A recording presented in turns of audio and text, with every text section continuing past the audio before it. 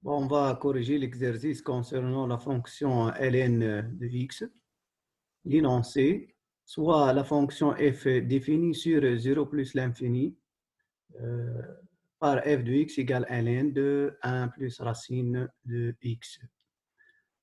Non, première question, petit a, calculer la limite de fx quand x tend vers plus l'infini, puis la limite de fx sur x quand x tend vers plus l'infini et interpréter le résultat graphiquement. Donc, la limite de fx quand x tend vers plus l'infini est égale à la limite de ln de 1 plus racine de x. Voilà la correction. Limite de fx x tend vers plus l'infini est égale à la limite ln de 1 plus racine de x. Racine de x tend vers plus l'infini quand x tend vers plus l'infini. Donc, limite ln de 1 plus racine de x tend vers plus l'infini lorsque x tend vers plus l'infini. On peut aussi faire un changement de variable. On pose t, par exemple, égale à 1 plus racine de x. Cette limite devient limite de ln de t quand t tend vers plus l'infini égale plus l'infini. On passe à la limite f de x sur x quand x tend vers plus l'infini. C'est égal à la limite ln de 1 plus racine de x sur x quand x tend vers plus l'infini. Mais cette limite est l'infini sur l'infini, forme indéterminée. Donc, on va multiplier par 1 plus racine de x et diviser par 1 plus racine de x. Donc, on obtient limite 1 plus racine de x sur x, facteur ln de 1 plus racine de x sur 1 plus racine de x. Et on fait un changement de variable pour la deuxième partie de cette limite. On pose t égale à 1 plus racine de x. Donc, on obtient limite 1 sur x plus racine de x sur x fois limite ln de t sur t quand t tend vers plus l'infini. On va simplifier racine de x sur x par racine de x. Donc, on obtient 1 sur racine de x. Donc, égale limite 1 sur x plus 1 sur racine de x, facteur limite ln de t sur t quand t tend vers plus l'infini. Quand x tend vers plus l'infini, 1 sur x tend vers 0 et 1 sur racine de x tend vers 0 car constante sur l'infini est égale à 0. La limite de ln de t sur t quand t tend vers plus l'infini est égale à 0. Donc 0 fois 0 égale à 0. On déduit que la courbe de f admet une branche infinie de direction, celle de OI, l'axe des abscisses, au voisinage de plus l'infini. Deuxième question, c'est étudier la dérivabilité de f à droite en 0 et interpréter le résultat graphiquement. Donc, pour étudier la dérivabilité de f à droite en x0, il faut calculer limite fx moins fx0 sur x moins x0. Dans notre cas, x0 est égal à 0. Donc, on va calculer. Limite fx moins f0, c'est x moins 0. X tend vers 0 plus, mais f0 égale à 0. On remplace fx par son expression. On obtient limite ln de 1 plus racine de x sur x quand x tend vers 0 plus. Si on remplace x par 0, on obtient 0 sur 0, forme indéterminée. Donc, on va faire un changement de variable. On pose t égale 1 plus racine de x. Quand x tend vers 0 plus, t tend vers 1 plus. Ça signifie que racine de x égale à t moins 1 signifie que x égale à t moins 1, le tout carré. Donc, on obtient limite ln de t sur t moins 1 au carré. Mais t moins 1 au carré est égal à t moins 1 fois t moins 1. Donc, égal à donc, égale limite 1 sur t moins 1 fois ln de t sur t moins 1 quand t tend vers 1 plus. On a vu que limite ln de t sur t moins 1 quand t tend vers 1 plus est égal à 1. Donc, ln de t sur t moins 1 tend vers 1. Et limite 1 sur t moins 1 quand t tend vers 1 plus est égal à 1 sur 0 plus égale plus l'infini. Plus l'infini fois 1, ça fait plus l'infini. Donc, limite fx moins f0 sur x moins 0 quand x tend vers 0 plus, c'est égal à plus l'infini. D'où f n'est pas dérivable à droite en 0. Si on trouve la limite égale à plus l'infini ou bien moins l'infini, on dit que f n'est pas dérivable. Mais lorsqu'on trouve un réel, on dit que f est dérivable. Et dans ce cas, la courbe f a une demi-tangente verticale dirigée vers le haut au point d'abscisse 0. Vers le haut car on a 0 plus et plus l'infini. Aussi, lorsqu'on trouve 0 moins l'infini, la tangente est dirigée vers le haut. Mais lorsqu'on a 0 plus égale moins l'infini, ou bien la limite en 0 moins égale plus l'infini, la tangente est dirigée vers le bas. On passe question C, c'est étudier le tableau de variation de f. Pour étudier le tableau de variation de f, il faut que calculer la fonction dérivée f de x. Donc, on calcule f de prime de x. F est dérivable sur l'intervalle ouvert 0 plus l'infini et on a f' de x égale ln de 1 plus racine de x' qui est égal à 1 plus racine de x le tout prime sur 1 plus racine de x. La dérivée de 1, 0. La dérivée de racine de x, c'est 1 sur 2 racine de x est égal à 1 sur 2 racine de x facteur 1 plus racine de x. On développe par racine de x, on obtient 1 sur 2 x plus racine de x. Et comme x est strictement positif, donc f' est strictement positif. Ça signifie que f est strictement croissante. Et voilà le tableau de variation. f' positif, f strictement croissante. 0 l'image de 0 par f et plus l'infini la limite de f de x quand x tend vers plus l'infini.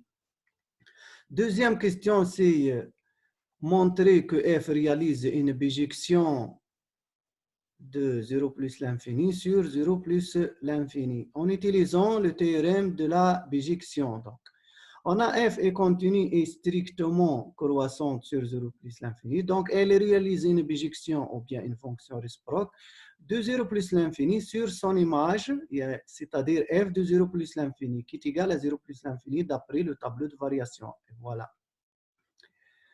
Question 3, expliciter f-1 de x. On a y égale à f-1 de x signifie que f de y égale à x, quel que soit x appartient à 0 plus l'infini, et y appartient à 0 plus l'infini. Ça signifie que ln de 1 plus racine de y égale à x, signifie que 1 plus racine de y égale à exponentielle x, signifie racine de y égale à exponentielle x moins 1, donc y égale exponentielle x moins 1 le tout au carré, d'où f moins 1 de x égale exponentielle x moins 1 au carré. Dans cette étape, en appliquant que ln de a égale à b signifie que a égale exponentielle b. Voilà. Question 5 petit a. C'est on prend i égale à l'intervalle fermé i 1 quart 1. Montrer que pour tout x dans i, f' de x inférieur égal à 2 tiers. On a f' de x égale à 1 sur 2 facteur x plus racine de x. Voilà. Et pour tout x appartient i qui est 1 quart 1 donc. Donc x supérieur égal à 1 quart, ça signifie que racine de x supérieur égal à racine de 1 demi qui est 1 quart qui est égal à 1 demi. Signifie que x plus racine de x supérieur égal à 1 quart plus 1 demi. Ça signifie que x plus racine de x supérieur égal à 3 quarts. On va multiplier les deux membres par 2, on obtient 2 facteur x plus racine de x supérieur égal à 3 demi. On passe à l'inverse. Donc, signifie 1 sur 2 facteur x plus racine de x. L'inégalité va changer, donc. Devient inférieur égal à 2 tiers. ça signifie que f' de x est inférieur ou égal à 2 tiers. Donc, question B, c'est montrer que l'équation f de x égale à x admet dans I une seule solution alpha.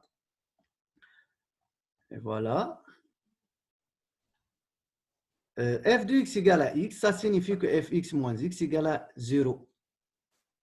On ne peut pas appliquer les théorèmes lorsque fx égale à variable. Pour que on peut appliquer le théorème de valeur intermédiaire, il faut que fx égale à k réel. Mais dans notre cas, on ne peut pas. Donc, fx égale à x, ça signifie fx égale à moins x égale à 0.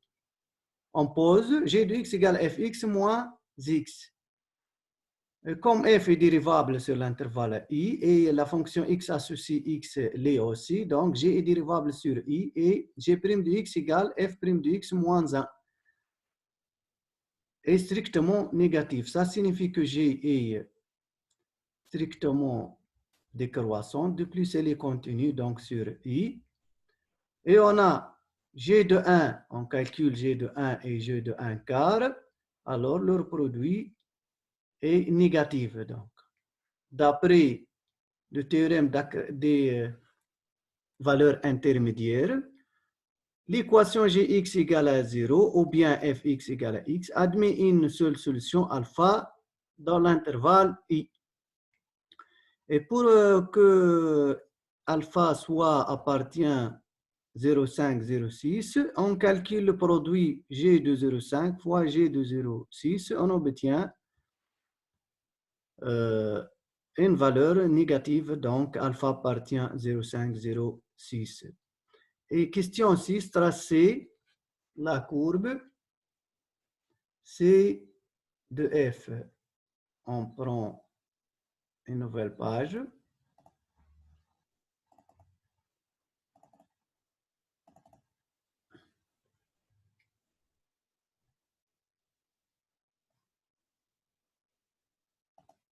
Premièrement, on trace le repère OIJ. Voilà.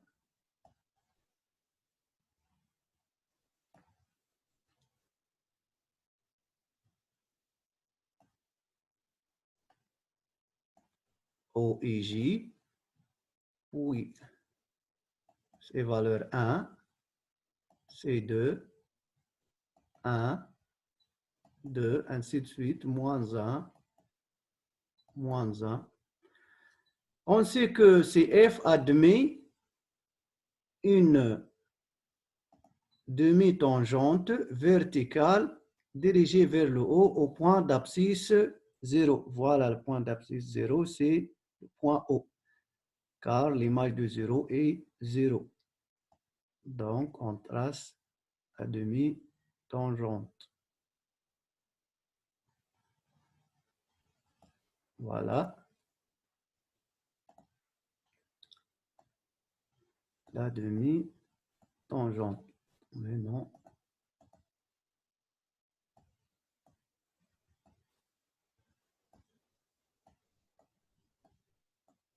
Voilà. Puis, on passe à la courbe. On prend autre couleur. Vert, par exemple. La courbe C de F. Voilà la courbe. On sait que OI est une asymptote. Donc, c'est F admet une branche infinie de direction OI, l'axe des abscisses. Ça, c'est de F.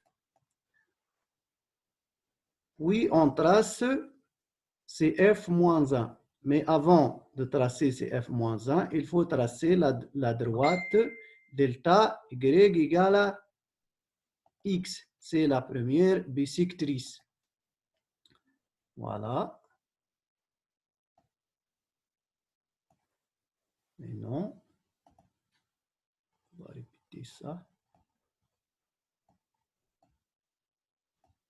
Oh.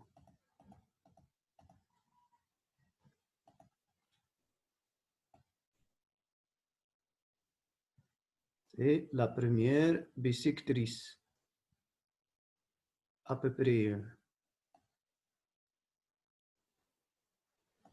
Donc, CF moins 1 est la symétrique de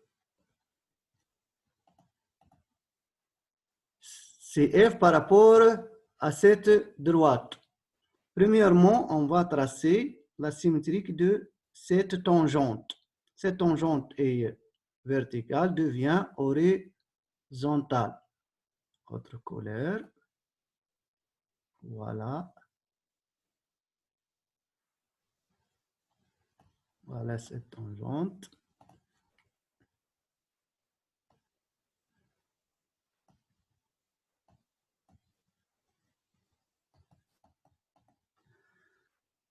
Et on passe à tracer CF moins 1. Rouge, par exemple.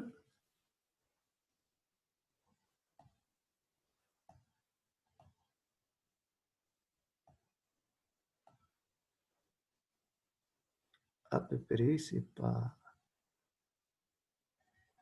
Et voilà.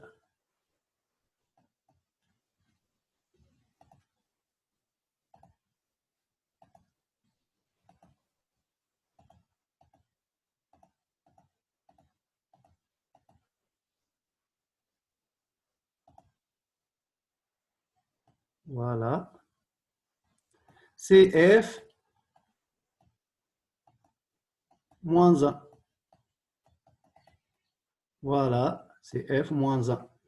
Donc, c'est facile à tracer ça. On revient à l'autre page. Voilà. Voilà. Donc, voilà. J'ai préparé la représentation. Deuxième partie. Deuxième partie, c'est on donne la suite UN définie sur N par U0 égale à 1, UN plus 1 égale à F de U de N. Montrer par récurrence que pour tout entier naturel N, on a UN compris entre 1 quart 1. Montrer pour tout entier N, on a UN plus 1 moins alpha inférieur ou égal à 2 tiers, valeur absolue UN moins alpha. Troisièmement, montrer que pour tout entier naturel N, on a valeur absolue de U de N moins alpha inférieur ou égal à 2 tiers puissance N. Puis déduire que UN est convergente et donner sa limite. On va voir ça la prochaine fois. Et ben, je vous remercie.